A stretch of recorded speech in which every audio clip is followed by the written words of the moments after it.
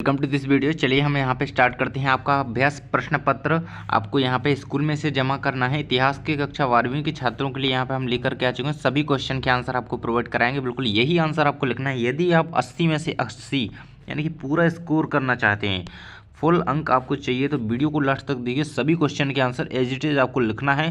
बिल्कुल सही आंसर यहाँ पर आपको प्रोवाइड कराए जाएंगे, जो कि आपको आंसर के लिए यहाँ पे दिए जा रहे हैं। तो यहाँ पे देख सकते हैं आपके क्वेश्चन किस प्रकार से रहेंगे। पहला आप अपना पेपर मिला लीजिए। यहाँ पे सेट ए हम लेकर के आ चुके हैं। पहले क्वेश्चन मिला लीजिए, क्वेश्चन मिलाते जाइए, साथ ही आंसर लिखते जाइए, है ना। तो देखिए इस प्रकार से आपका पेपर रहेगा, है। इसे मिला लीजिए।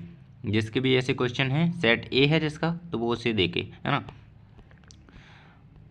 तो यहाँ पे हम आंसर देखेंगे।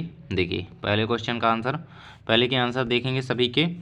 प्रश्न क्रमांक 1 के उत्तर देख रहे हैं। पहला का आंसर लिखेंगे आप हड़प्पाई मोहर, दूसरे का बौद्ध धर्म लिखेंगे आंसर, थर्ड का आप लिखेंगे मोहम्मद बिन तुगलक, और इसके बाद आप कबीर ने लाहौर अधिवेशन, जवाहरलाल नेहरू। इस प्रकार से आपके सही विकल्प के आंसर यहाँ पे ये कंप्लीट हो जाते हैं।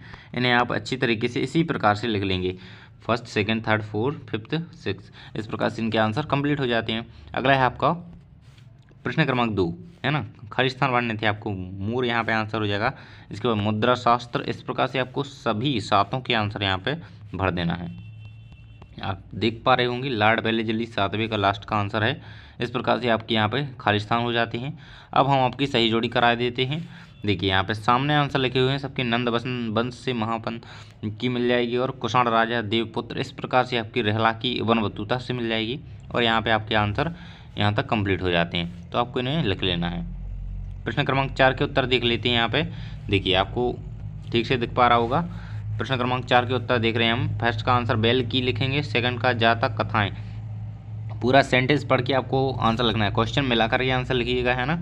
चलिए देख लेते हैं। अगले क्वेश्चन में सत्य सत्य थे आपके, तो यहाँ पे पहला आपका सत्य हो जाएगा, दूसरा सत्य, केवल आपका थर्ड वाला असत्य है, बाकी सब सत्य हैं। तो इस प्रकार से आपको थर्ड को ही बिल्कुल ग्रीन रेड करना है, यानी कि गलत करना है, और बाकी सब सत्य हैं। तो यहाँ पे थर्ड वाला आपका असत्य रहेगा। प्रश्न क्रमांक 6 का आंसर देखेंगे। क्वेश्चन में पूछ रहा था सिंधु घाटी सभ्यता के संदर्भ में वाटों से क्या अभिप्राय है, वाटों से, है ना। तो इस प्रकार से आपको यहाँ पे इसका उत्तर लिख देना है ना। तो चलिए आगे बढ़ते हैं। यहाँ पे इसका छठे का आंसर यहाँ तक कंप्लीट हो जाता है। देखिए यहाँ तक इसके अथवा वाले का आंसर देखेंगे, छठवें वाले का अथवा का आंसर देखिए आपको दिख पा रहा होगा। मोहनजोदड़ो नगर की 2 विशेषता लिखिए। 2 विशेषता पूछ रहा है आपसे मोहनजोदड़ो की, तो यहाँ पे आपको इस प्रकार से 2 विशेषताएं मोहनजोदड़ो की लिख देनी है, अथवा वाले यदि क्वेश्चन करते हैं आप। प्रश्न क्रमांक 7 देखते हैं। यहाँ पे किताब उल हिंद में वर्णित विषयों का संक्षिप्त वर्णन कीजिए।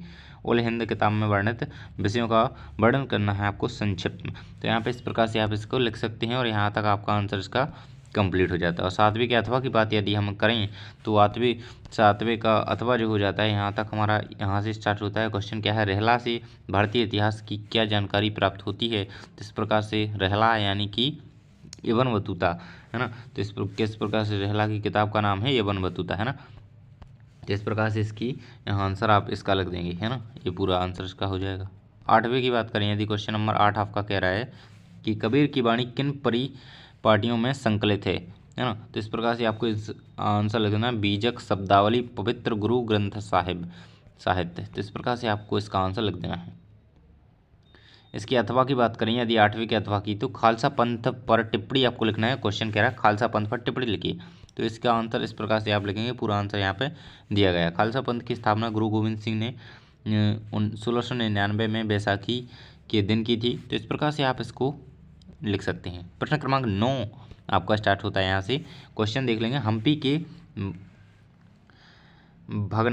भग्नावशेष कब और किसके द्वारा प्रकाश में लाए गए, है ना। तो इसका आंसर इस प्रकार से आपको पूरा लिख देना है। तो इस प्रकार पूरा आंसर हो जाता है। इसके अथवा की बात करें यदि हम 9वीं वाले क्वेश्चन में, महानवमी का डिब्बा क्या था। तो इस प्रकार से इसका आंसर रहेगा, है ना। अगला क्वेश्चन कह रहा है आपका, क्वेश्चन नंबर 10 है। आपको क्वेश्चन में पूछा था मुगलकालीन जजमानी प्रथा को समझाइए। यहाँ पे आप वीडियो को पॉज कर करके लिखते जाएंगे, वीडियो को लाइक कर दीजिए। अथवा वाले का क्वेश्चन, अथवा वाला क्वेश्चन आपका ये रहा, इसका आंसर ये रहा, है ना। अथवा आपसे क्वेश्चन था कि 19वीं सदी में आए विदेशियों ने भारत के गाँवों में छोटा गणराज्य क्यों कहा?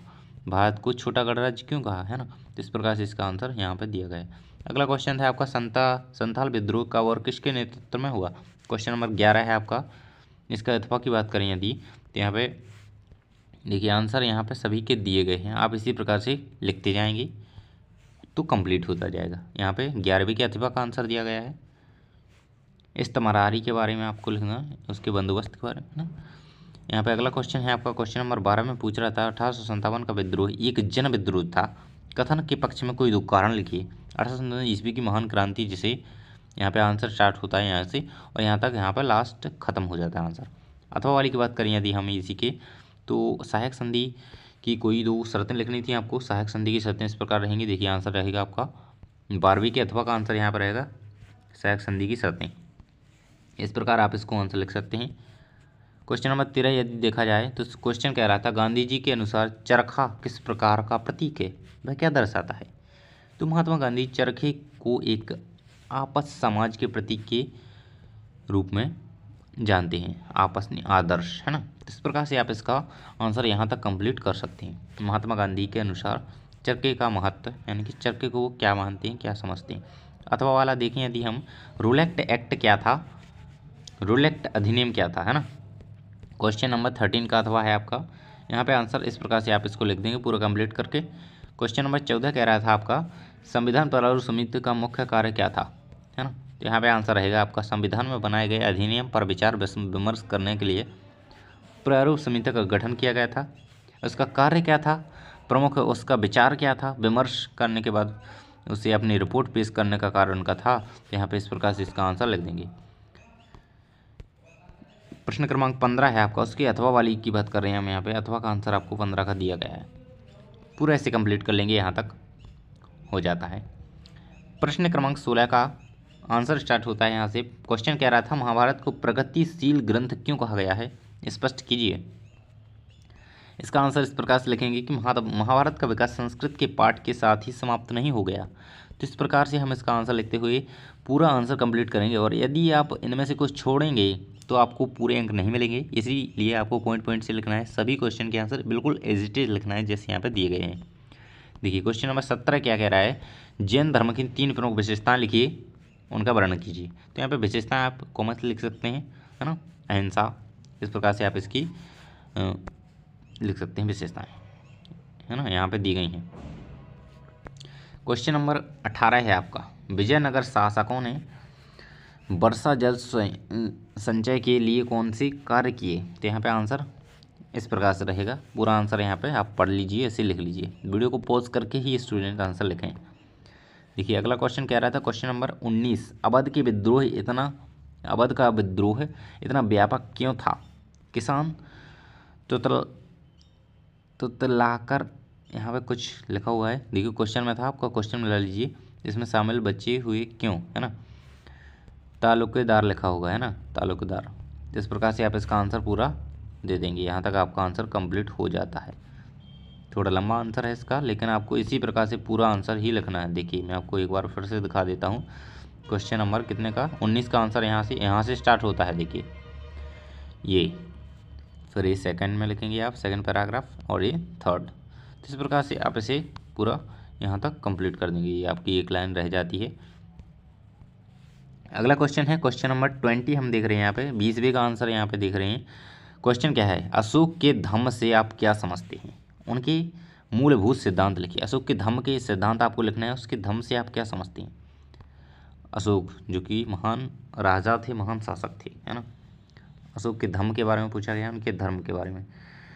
यहाँ पे निरंतर मानव की नैतिक या मौलिक उन्नति के लिए प्रयास किया गया है इनके धम्म के सिद्धांतों के अनुसार, है ना? इस प्रकार से आप इनका वर्णन कर देंगे, यहाँ तक इसका आंसर लिख दीजिएगा।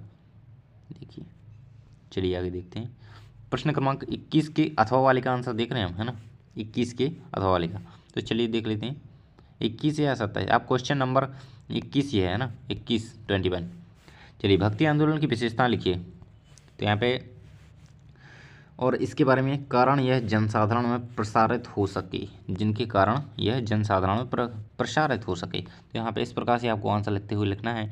भक्ति आंदोलन की प्रमुख विशेषता लिखेंगे आप, और कैसे लिखना है ताकि यह जनसाधारण में प्रसारित हो सके। इस प्रकार से आपको इसका आंसर उसे जोड़ते हुए लिखना है ना। तो इस प्रकार से आप इसका आंसर यहाँ तक कंप्लीट करा देंगे। अगला क्वेश्चन है आपका क्वेश्चन नंबर 22। असहयोग आंदोलन एक तरह का प्रतिरोध करता था, है ना। तो इसका आंसर देखिए यहाँ पे दिया गया है, आप इसी प्रकार से इसे लिख देंगे। तो यहाँ तक आपके सभी आंसर कंप्लीट हो जाते हैं। थैंक्स फॉर वॉचिंग, मिलते हैं अगली वीडियो में। सब्सक्राइब नहीं किया है तो कर लीजिए, क्योंकि अगले सब्जेक्ट के लिए जल्दी ही वीडियो आने वाला है। Thanks for watching.